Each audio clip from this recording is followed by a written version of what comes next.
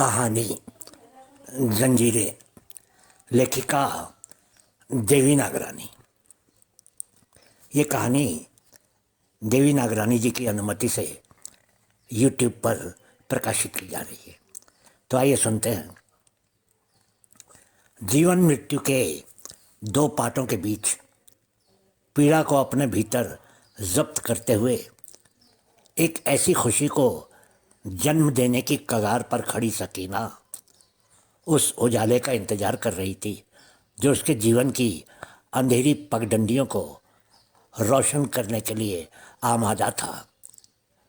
Doctor और nurse भी नई सुबह की एक नई मधुर किलकारी सुनने की उम्मीद में अपनी तरफ से उसकी गिरती हालत से जूझ रहे थे, पर कुदरत के किए पर किसी का बस कहाँ।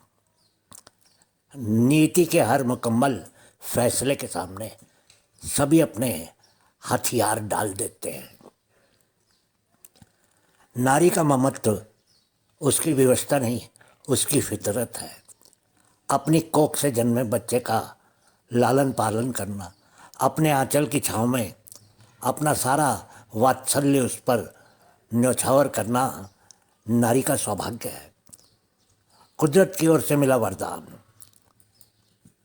प्रसव पीड़ा के उपरांत जो ममता का सागर नारी की छाती में छोलियां मारता है, उस खुशी का अनुमान फकत वो माँ ही लगा सकती है जो पीड़ा के दौर से गुजरकर उस खुशी को हासिल करती है।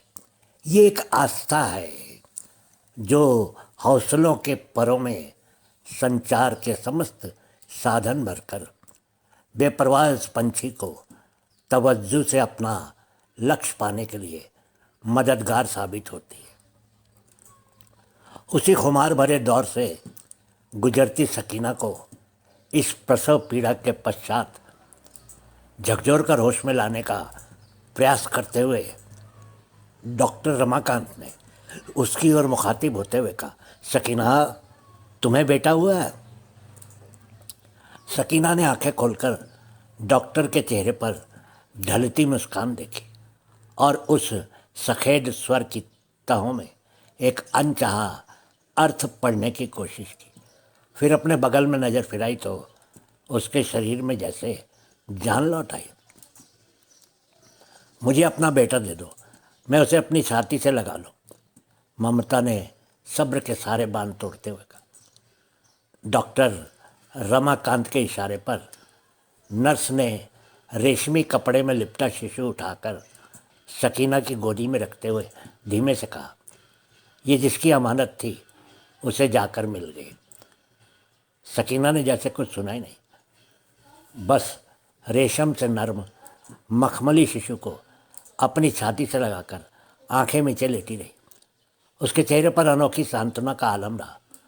अपनी बाहें बेटे के नाजुक शरीर के इर्द गिर्द लपेट ली, कुछ इस तरह जैसे वह अपने वजूद से एकाकार हुई हो। सकीना, ये बच्चा मर चुका है। फुसफुसाहट करती आवाज़ें अपने आसपास सुनकर वह ख्यालों के घोर अंधेरे में डूबती रही। उसे लगा जैसे सूरज की पहली किरण के साथ उसका बच्चा इस जहान में आया तो सही, पर रोशनी में आँख खोलने के पहले अंधेरे में विलीन हो गया। पीछे छोड़ गया एक धुंधला सा कोहरा जो सोचों पर बेरहम कचोटते वार करता रहा। ये कैसी घोषणा है? सुनकर उसे लगा जैसे कोई ख्याल पनपा, सांस लेकर परछाई की तरह लुप्त हो गए। अपनी माँ के ममत्व का मर्म भेदी न बन सका। सकीना की आंखों से अश्कों की लड़ियाँ गालों से लुढ़कती छाती से लिपटे नव शिशु को नहलाती रही। पीड़ित ममता जीवन और मृत्यु के बीच की खाइयाँ लांघते हुए अपने जीवन का मातम मनाती रही। मूर्छित दशा में भी सकीना की स्पंदित आवाज़ कुछ अस्पष्ट शब्दों की ओंकार में जैसे आप बीती सुना रही थी। मैं जानती हूँ मेरे बच्चे, तू मुझे लेने आया, मौत की अंधेरी गुफा से निकाल कर जिंदगी की रोशनी में लाया ताकि मैं तुझे पा सकूँ। चलो किसी ऐसी जगह जहाँ कोई माँ अपने बच्चे से जुदा होने का गम न झेले, दुख की सिसकियों की बजाय सुकून की शहनाई सुन सके। और इसी खुमारी के आलम में एक हिचकी की सरकराहट हवाओं में फैली और सांस की कड़ी जैसे टूट गई। वातावरण की खामोशियों को तोड़ती हुई दो आत्माएं एक दूजे के आलिंगन में बस गई। बस पिंजरे खाली हो गए, पंछी परवाज कर गए। सुबह की पहली किरण कमरे के दर दरीचों से झांक कर अंदर आई। ममता यमयी माँ का शांत चेहरा चुमकर चली गई, क्योंकि जीवन पर अब शाम हावी थी। दो तन एक दूसरे के आगोश में ऐसे समाये जैसे कभी वो परस्पर जुदा ही न हुए थे। इस अमर मिलन के मंजर में हर चश्म को तर कर दिया। शिशु माँ की छाती से लिपटा हुआ अपनी प्यास बुझाता रहा, और सकीना कैद में एक माँ जिसे वह बच्चा अपने पिता आलम के जुल्मों की शहनशाही जंजीरों की पनाह से मुक्त कराने के लिए मसीहा बनकर आया। यही सकीना जब 7 साल की थी उसकी माँ गुजर गई। बाप माँ बन गया। ये सोए तो वो सोए, ये जागे तो वह भी जागे। पिता ने प्यार व तवज्जो से सींचा, फिर भी सकीना के मुरझाए मन की कली फूल न बन पाई। गुड्डे गुड्डियों का खेल बाल मन को बहला न सका। सारी कायनात माँ बिना सुनी सुनी ही लगती थी। अपने अश्क छुपाने की कोशिश में उसकी ज़बान पर ताले लगते गए, उसकी सोचों पर पहरे लगे रहे। उलझे विचारों की जंजीरों में वह जकड़ी रहती। सब कुछ होते हुए भी जाने क्यों वो खुद को दरिद्रता की हीन भावना की दलदल में धंसता हुआ पाती। जिंदगी की सार्थकता के संदर्भ में एक साधक का कथन है, हमारे असंख्य सुख हमें चाहे मनुष्यता की पहली सीढ़ी तक भी न पहुंचा सकें, किंतु हमारा एक बूंद आंसू भी जीवन को अधिक मधुर, अधिक उर्वर बनाए बिना नहीं गिर सकता। अपने बच्चों की खातिर आंधियों में एक टिमटिमाते दिए के समान उम्मीद के नाम पर ना उम्मीदों से जूझते हुए माँ बाप जिंदगी की सारी चुनौतियाँ स्वीकार कर लेते हैं। पिता ने माँ के स्नेह की पूर्ति करने की भरपूर कोशिश की, पर माँ न बन पाया। प्यार में कोई बंटवारा ना हो, इसलिए दूसरी शादी तक नहीं की। बावजूद इसके जो अभाव की दरारें सकीना के दिल पे उखड़ी, उन्हें वक्त भी ना भर पाया। जैसे जैसे वो बड़ी होती रही, वैसे वैसे उसे ये आभास होने लगा कि पिछड़ने की पीड़ा और मिलन की मिठास क्या होती है। इन एहसासों को नारी मन बांटना चाहता, कोई और आंखों में बसे दर्द को टटोलता, अपने आंचल से उसकी नम आंखों को सोखता। वो निश्चित रूप से यह जानती थी कि पिता के सिवा कोई उसकी भलाई चाहने वाला नहीं। सारी जायदाद, जमीन, मकान तक गिरवी रखे हुए थे। शायद माँ की बीमारी ने पिता को कर्ज की तहों में दफन कर दिया था, पर वो बेटी अपना प्यार निछावर करता रहा। कितनी रातें जागकर, कितने दिन कष्टों में गुजार कर उसने सकीना को बड़ा किया। जितना हो सके उसे पढ़ाया, लिखाया, पर अपनी टूटती हुई कश्ती को पार पहुंचाने में असमर्थ रहा। सकीना को पिता का प्यार मिला, इससे इनकार नहीं। शबनबी सौंदर्य उसके चेहरे पर जगमगा रहा था, पर वह कली कैसी जिसकी मुस्कान में महक ना हो, जिसके आगे पीछे कोई भंवरा ना बन रहा है, जिसे अपने होने का एहसास ही ना हो, अपनी किस्मत पर भी भरोसा ना हो। बच्चा हो और माँ ना हो, इस रिक्तता ने उसके हृदय के खालीपन को कभी भरने ही नहीं दिया। 18 साल की दहलीज पार करते ही सकीना के दिल का सुकुमार कमल दुनिया की फजाओं की चहल पहल, अपने आसपास की रौनकों की गर्मी पाकर कुछ अंकुरित होने लगा। उस पर रंगत आनी अभी बाकी थी। अपने ही ख्यालों में डूबी वह हर रोज जहाँ समुद्र के किनारे सैर करने जाती, वहीं दूर खड़ा आदम नाम का एक नौजवान हर रोज उसकी सुंदरता को निहारता, रसपान करता, सराहता और निहाल होता। एक दिन सकीना की नज़र आदम की नज़र से टकराई। कुदरत का नियम अटूट है। समय अनुसार धरती में बोए बीज भी पानी पाकर अंकुरित होते हैं। ऐसा ही एक नाजुक विस्फोट सकीना के दिल में हुआ।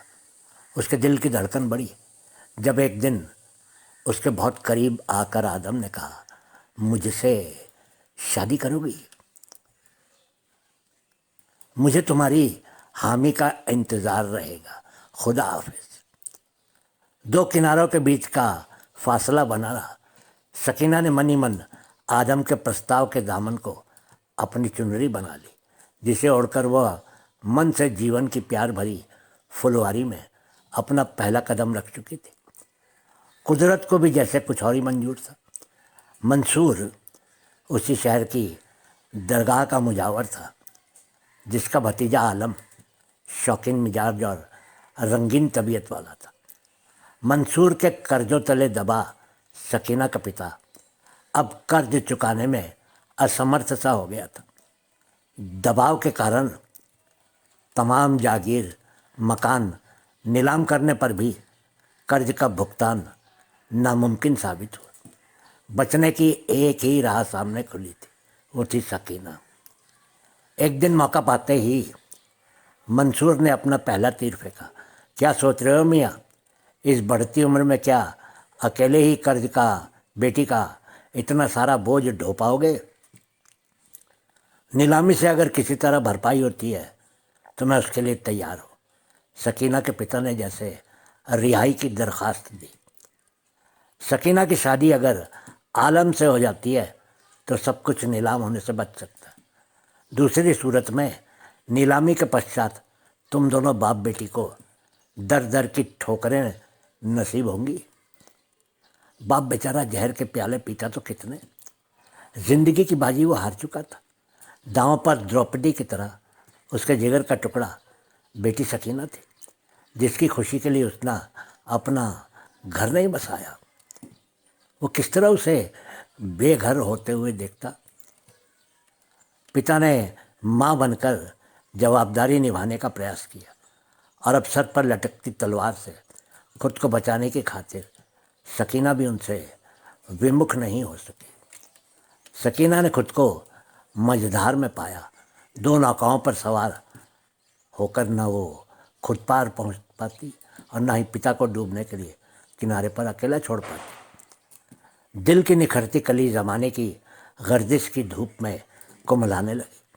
आदम उसके दिल की धड़कन था और आलम उसकी दुनिया का खरीदार। भगवान भी किसी को सौंदर्य की दौलत से मालामाल करता है तो किसी को पैसे की दौलत से मालामाल कर देता है। सकीना ने पिता की पाक मोहब्बत पर अपने दिल की धड़कन कुर्बान कर दी। शादी हो गई, पर आबादी के आसार नज़र नहीं आए। आलम एक रंगीन मिजाज, बावरा भवरा, पैसे की झनकार से सोए हुए ज़मीरों को जगा देता या कभी नशे की मदहोशी में रक्स करते लोगों को सुला देता। वक्त पड़ने पर उसको बाप बनने का मौका नहीं मिला तो वो सकीना पर अपने गुस्से के अंगारे बरसाने लगा। चाबुकों की मार से उसकी कोमल काया को लहूलुहान करता रहा, लेकिन सकीना की ज़बान पर ना जाने क्यों खामोशी के पहरे रहे। खुद को बांझ कहलवाने से वो मौत को गले लगाना ज़्यादा पसंद करती। आलम की मार उसकी सांसों को तन से जुदा न कर सकी, पर वह एक निराश, बेबस, बेपर पंछी की तरह बस कफस में सांसें लेती रही। इस दौरान उसका पिता भी इस फानी दुनिया से कूच कर गया। मजबूरी के हर बंधन से खुद तो आज़ाद हो गया, पर सकीना के मन को कैद से रिहाई न दिला पाया। एक दिन सकीना से मिलने आदम आया और उसे दिलासा देता रहा, सकीना, तुम अपने बाप को कभी अकेला मत समझना, कभी कोई ज़रूरत हो तो आवाज़ देना। कहते हुए आदम ने अपनी नज़रें ज़मीन में गाड़ दी। सकीना अपने पिता के गम में वैसे ही बेहाल हुई जा रही थी। आदम के स्वर में अपनेपन के एहसास को महसूस करते वो बहुत तड़पी, रोई। वो अपनी चौखट की मर्यादा की सीमा जानती थी, इसलिए उसने आदम से अपनी शादीशुदा जिंदगी में दखल न देने का वचन लिया। प्यार करने वाले मर मिटने का जज्बा लिए फिरते हैं। आदम भी ऐसे ही एक परवाने की तरह जलता रहा, पिघलता रहा, पर अपने वचन की सीमाओं का उल्लंघन नहीं किया। जिंदगी में हादसे तो होते हैं, पर जो करिश्मे होते हैं वे भी अपने आप में बेमिसाल होते हैं। जो सकीना अपनी माँ की ममता के लिए पल पल तरसी, अपने माँ ना होने के जहर को निरंतर पीती रही, वो जहर अमृत बना और उसके गर्भ में जीवन का नव अंकुर पलने लगा। वो बाँझ न रही, वो माँ थी। सकीना, ये बच्चा मर चुका है, जिसकी अमानत थी उसे मिल गई है। मिली जुली आवाज़ें उसे होश में लाने की नाकाम कोशिश करती रही। शिशु को छाती से लगाए अपनी ममता की छाँव में सोए बालक को जैसे लोरी सुनाते सुनाते वो खुद भी सो गई। परिंदा पैरों में पड़े रेशम के हर बंधन से आज़ाद हो गया, हर गुलामी के बंधन से मुक्त। आलम ने पिता बनने की खुशी में जो शादमाने और जश्न बहारों की महफिलें सजाई, वे सब मातम में बदल गई। खुशियों का नकाब ओढ़े गम की धारदार चोट से वो खुद को बचा ना पाया। शायद हकीकतों से नाता टूटने का आभास रहा। उसे सब कुछ फानी लगने लगा। उसकी रूह जैसे सकीना के तन के साथ उसकी कब्र में दफन हुई। आलम का वजूद पल पल अपने बेटे की याद का एक धधकता दरिया बनकर खुश्क होठों की अनबुझी प्यास लिए बहता रहा, निरंतर बहता रहा।